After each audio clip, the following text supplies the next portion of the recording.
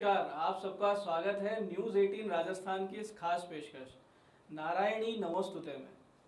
आज हम बात करेंगे माता के सातवें स्वरूप कालरात्रि की। माँ दुर्गा की सातवीं शक्ति कालरात्रि अपने आप में एक बहुत बड़ी दिव्य शक्ति है और ये कालरात्रि महानिशा की अधिष्ठात्री देवी मानी जाती है। और ये देवी श्री हरि विष्णु की योग निद्रा है, इन्हीं को योग माया कहा जाता है। इस त्रिगुणात्मक प्रकृति का गूढ़तम भाग तमोगुण इन्हीं के अधिकार क्षेत्र में है। मधुकेटक को सम्मोहित कर उनका संहार कर देने वाली देवी यही कालरात्रि है। देवी कालरात्रि को व्यापक रूप से माँ काली, महाकाली, भद्रकाली, भैरवी, रुद्राणी, चामुंडा, चंडी और दुर्गा के कई प्रलयंकारी रूपों में से एक माना जाता है। रौद्री और धुमोरना इन देवी कालरात्रि के अन्य नाम हैं। साधक की कुवृत्तियों का विनाश करने के लिए, हमारे भीतर उत्पन्न नकारात्मकता के विनाश करने के लिए माता की पूजा आराधना बहुत फलदायी है। हमारे भीतर भी असुर और देवों का संग्राम चलता है। कभी देव बलि होते हैं, कभी असुर बलि होते हैं। और जब असुरता बलि होती है हमारे मन में, हमारे हृदय में, तो नकारात्मकता हावी होती है। साधना पथ पे हमारा मन चंचल हो जाता है। ऐसे में उन कुवृत्तियों का नाश कर देने की क्षमता माता कालरात्रि में। माता के शरीर का रंग घने अंधकार की तरह एकदम काला है। इनके सिर के बाल, इनके केश बिखरे हुए हैं। ये भगवती ऊर्ध्वकेशी है। इनके गले में विद्युत की तरह चमकने वाली एक माला है और इनके 3 नेत्र हैं, ये त्रिनेत्रा हैं। और ये तीनों नेत्र ब्रह्मांड के सदृश विकराल और गोल हैं।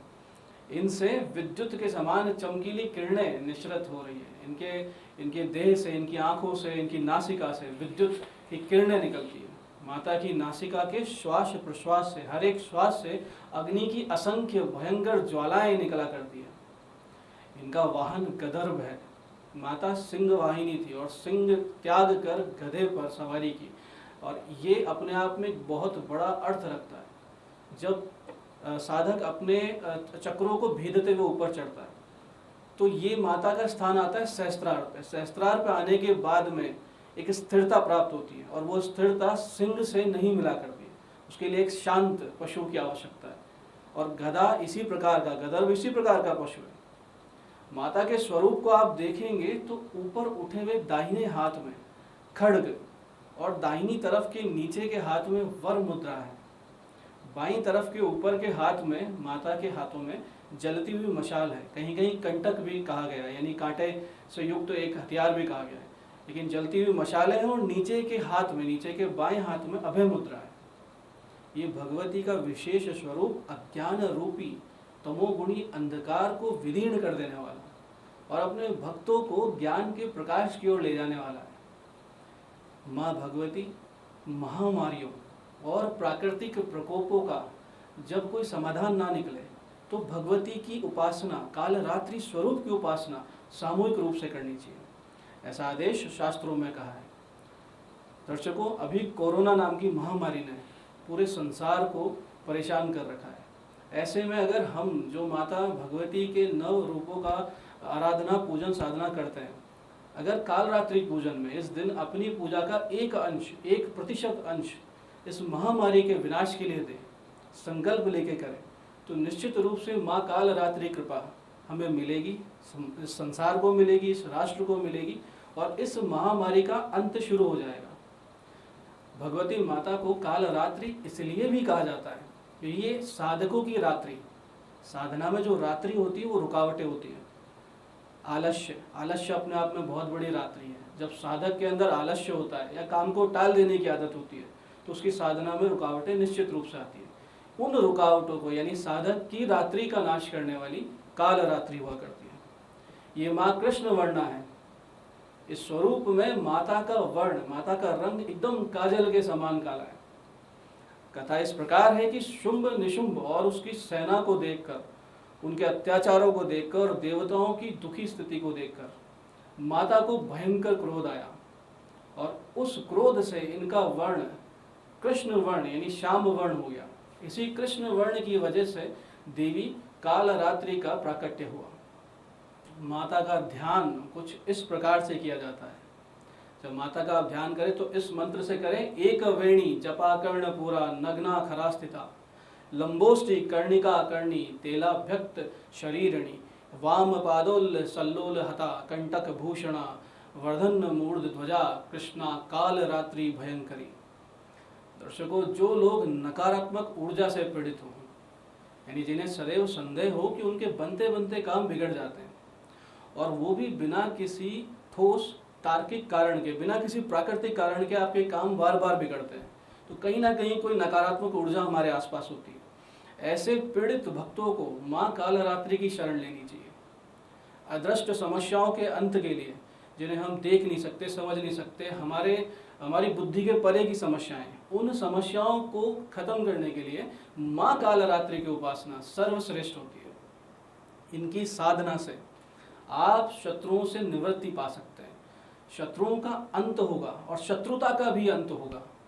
दर्शकों, शत्रुओं का अंत का संकल्प कभी ना करें, कोशिश करें कि शत्रुता का अंत हो, शत्रु मित्र के रूप में परिवर्तित हो, और ऐसा करने में माँ पूर्ण सक्षम है। माँ का कार्य यही है कि माँ शत्रु पक्ष को सम्मोहित कर और शत्रुता भुलवा देती है और आपके पक्ष में कर देती है।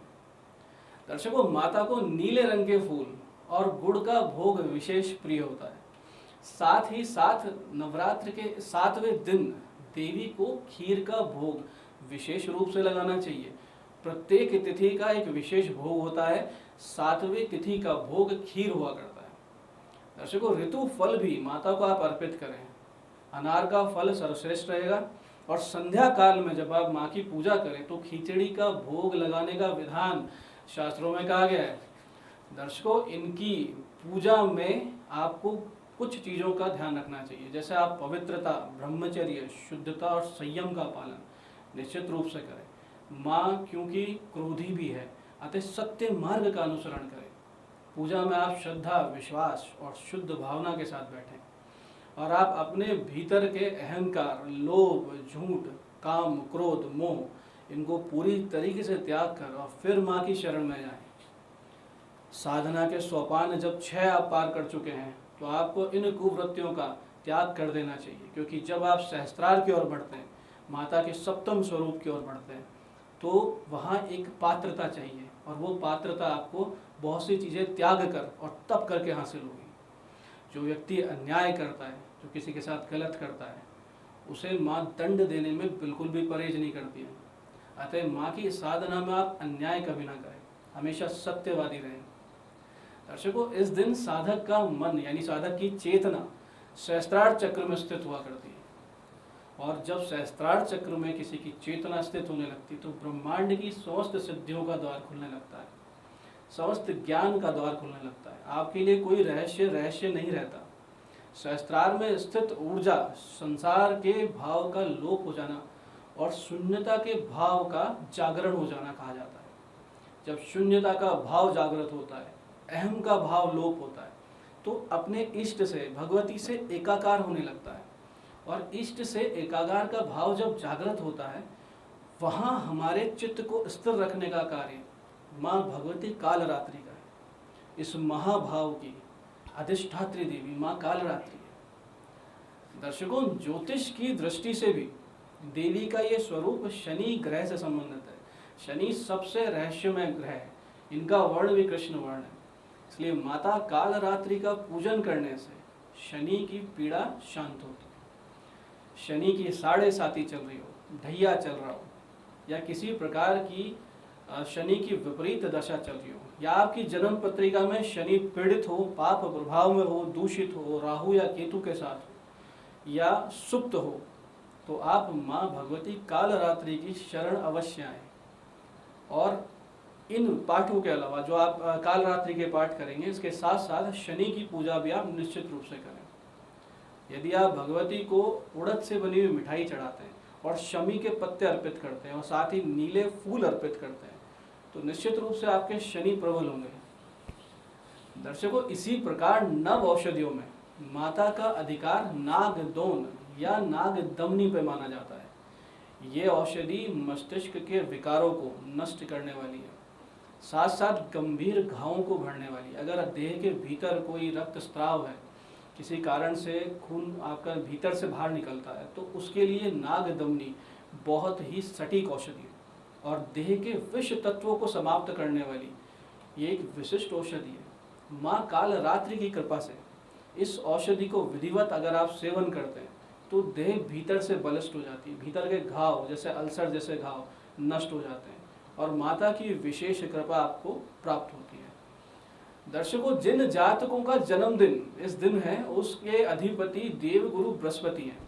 3 अंक आपका अंक बनता है और उसके अधिपति बृहस्पति देवगुरु बृहस्पति हुआ करते हैं। अतः विशेष लाभ के लिए आप सब माता कालरात्रि के पूजन के साथ साथ भगवान दत्तात्रेय या दक्षिण मूर्ति भगवान शिव के स्वरूप का ध्यान करें।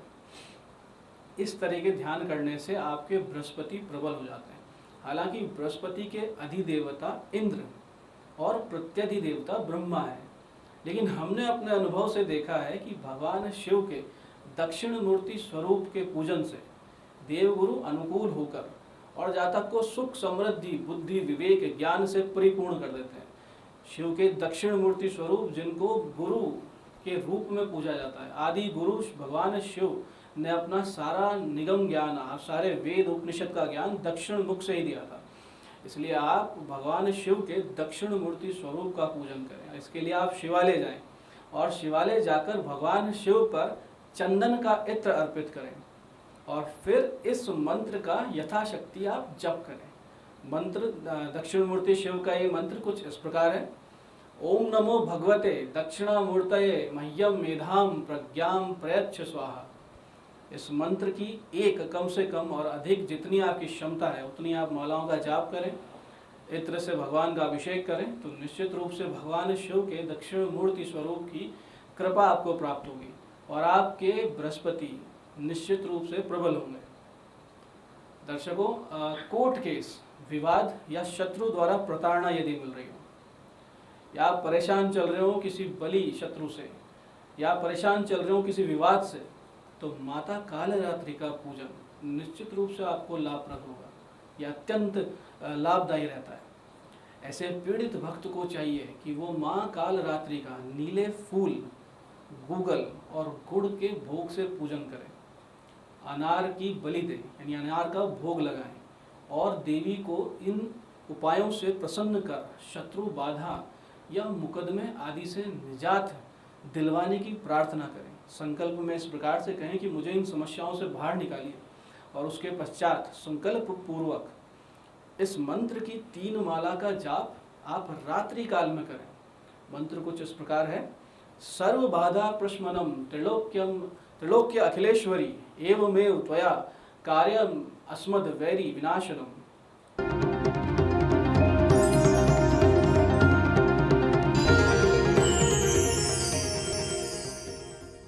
दर्शकों, भगवती दुर्गा कालरात्रि की पूजा से पहले आप कलश देवता और भगवान श्री गणेश का पूजन अवश्य करें। तो आप पूजा करने बैठे सर्वप्रथम आप गणेश जी का आह्वान करें, उनका पूजन करें, उनको पुष्प अक्षत रोली मोली चंदन आदि अर्पित करें और सबसे पहले उन्हें ही प्रसाद अर्पित करें। इस प्रकार प्रथम पूज्य की पूजा करने के उपरांत आप प्रसाद आचमन और पान सुपारी उन्हें भेंट दें और तत्पश्चात कलश देवता के पूजन पूरे विधि विधान से करें और उसके बाद नवग्रह का पूजन और षोडश मातृकाओं का पूजन करें और फिर माँ कालरात्रि की विधिवत पूजा करें। इसके लिए आप माता को पंचामृत से स्नान करवाएं और उन्हें नीले पुष्प अक्षत कुमकुम सिंदूर शहद पान सुपारी वस्त्र आदि वस्तुएं अर्पित करें और फिर भोग लगा के माता का ध्यान कुछ इस प्रकार करें।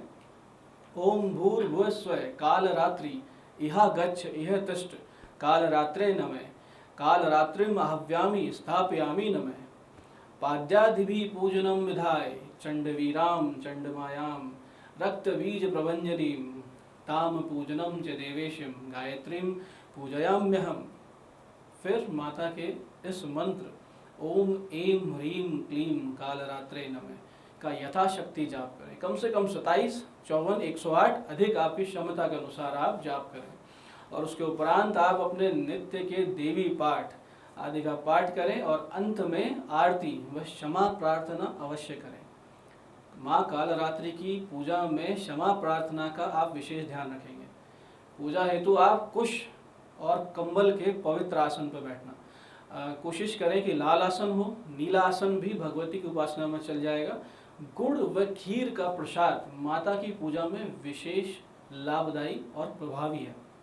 साथ साथ यदि आप माता को नीले पुष्पों के साथ साथ गुड़हल के फूल चढ़ाते हैं और उसके साथ आप माँ का श्रृंगार इन्हीं पुष्पों से करने के उपरांत शहद और कुमकुम से उनके चरणों पे तिलक करते हैं तो आपके परिवार में सुख, शांति और समृद्धि आती है। दर्शकों, अब हम जानेंगे राशियों के अनुसार आज के दिन के विशेष उपाय और कैसे माता की कृपा आप प्राप्त करें।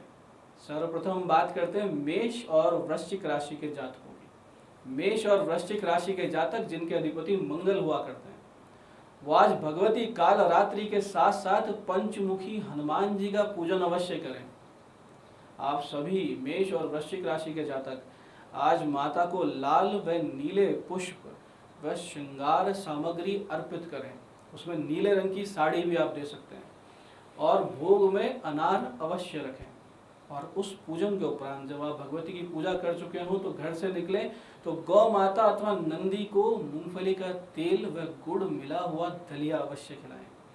इस प्रकार से हम बात करते हैं अगली राशियों की, वृष व तुला राशि। वृष व तुला राशि जिनके अधिपति शुक्र हुआ करते हैं, वो माता के पूजन में केवड़े अथवा मोगरे की माला और चमेली के इत्र का प्रयोग निश्चित रूप से करें।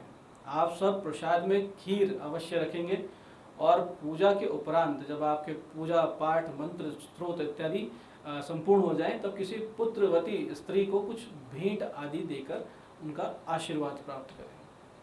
अब बात करते हैं मिथुन व कन्या राशि के जातकों की। मिथुन व कन्या राशि के जातक जिनके की अधिपति बुध हुआ करते हैं, वो माता को नीले फूलों से श्रृंगार करें और पूजा के उपरांत जब आपका पाठ संपूर्ण हो जाए तो छोटे छोटे बच्चों में मिठाई का वितरण करें।